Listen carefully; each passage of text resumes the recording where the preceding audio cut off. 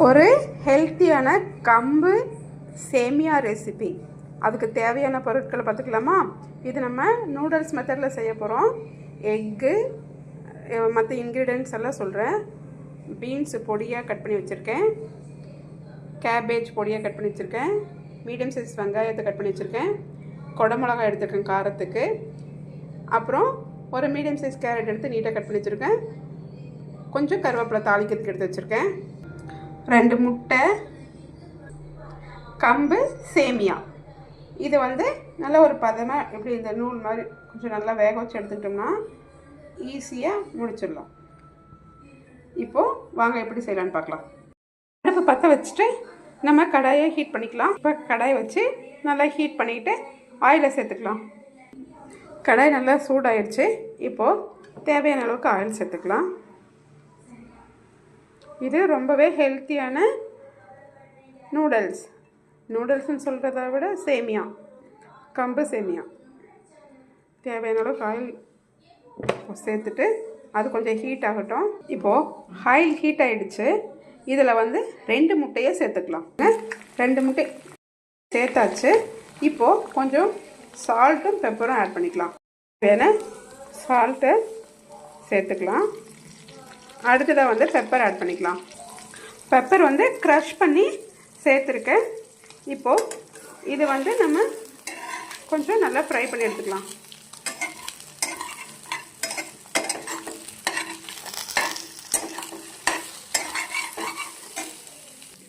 இங்கே பாருங்கள், மீடியமாக ஆயில் சேர்த்துட்டு 2 முட்டையை நல்லா இந்த மாதிரி வறுத்து எடுத்துக்கிட்டோம். இப்போ மற்ற இன்க்ரீடியன்ட் எல்லாம் ஆட் பண்ணிவிட்டு இப்போ சேமியாவை எப்படி குக் பண்ணுறதுன்னு பார்க்கலாம். இங்கே பாருங்கள், கடாய் ஹீட் பண்ணியாச்சு. இப்போது நம்ம கட் பண்ணி வச்சுருக்கிற ஆனியனை சேர்த்துக்கலாம். எல்லா ஆனியனையும் சேர்த்துட்டு நல்லா வதக்கி விட்டுக்கலாம். அது கூடவே கருவேப்பிலையும் சேர்த்துட்டு நல்லா ஃப்ரை பண்ணி எடுத்துக்கலாம். இந்த ஆனியன் ஃப்ரை ஆகிறதுக்கு லைட்டாக சால்ட்டை சேர்த்துக்கலாம். சேர்த்துட்டு கொஞ்சம் நல்லா வதக்கி விட்டோம்னா சீக்கிரமாக ஃப்ரை ஆகிடும். இப்போது குடமிளகாவை சேர்த்துக்கலாம், கேப்சிகம். இப்போது நம்ம ஒரு வெஜிடபிள்ஸை ஆட் பண்ணிக்கலாம். ஃபஸ்ட்டு கேபேஜ் ஆட் பண்ணிக்கிறேன். கேபேஜ் நல்லா கட் பண்ணிவிட்டு நல்லா சேர்த்துக்கோங்க. அது கூடவே மற்ற பீன்ஸு, கேரட் எல்லாம் இருக்குல்ல, அதை எல்லாமே ஒன்றா சேர்த்துக்கலாம். சேர்த்துட்டு நல்லா கலந்து விடலாம்.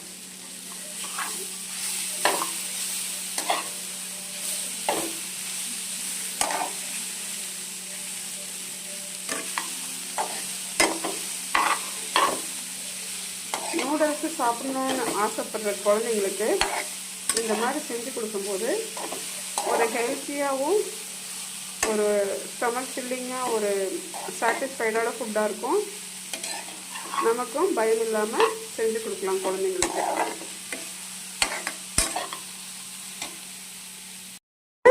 நல்லா ஃப்ரை ஆகிடுச்சு எல்லா வெஜிடபிள்ஸும்.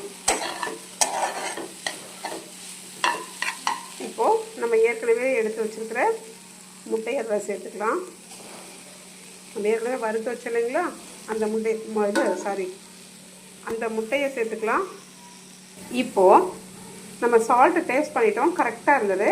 அதனால சால்ட் ஆட் பண்ணணும்னு தேவையில்லை. இப்போ நம்ம ஏற்கனவே எடுத்து வச்சுருக்கிற நூடுல்ஸை வேக வச்சு எடுத்து வச்சுருக்கோம் இல்லையா, அது எல்லாமே சேமியா, நூடுல்ஸ்லேயே வருது சேமியா, எல்லாத்தையும் சேர்த்து நல்லா மிக்ஸ் பண்ணி விட்டுக்கலாம். குழந்தைங்க சாப்பிட்றதுக்கு தகுந்த மாதிரி நல்லா பாயில் பண்ணி வச்சுக்கணும். ஆயில் முக்கியமாக ரொம்பவே கம்மியாக இருக்கணும்.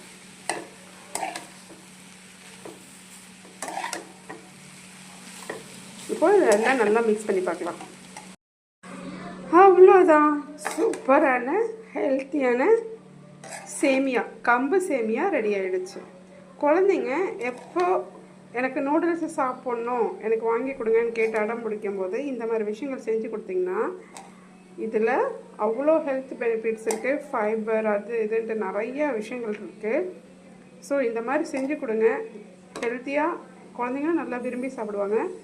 இன்னொரு விஷயம், குழந்தைங்க முன்னாடி அவங்க என்ன சாப்பிட்றாங்களோ நம்மளும் அதே சாப்பிட்டா தான் அவங்க விரும்பி சாப்பிடுவாங்க. அவங்களுக்கு ஒரு சாப்பாடும் நமக்கு ஒரு சாப்பாடும் இருந்தால் அவங்க சாப்பிட மாட்டாங்க. அதை மைண்ட் வச்சுக்கிட்டு நீங்களும் இதே மாதிரி குழந்தைங்களுக்கு செஞ்சு கொடுங்க.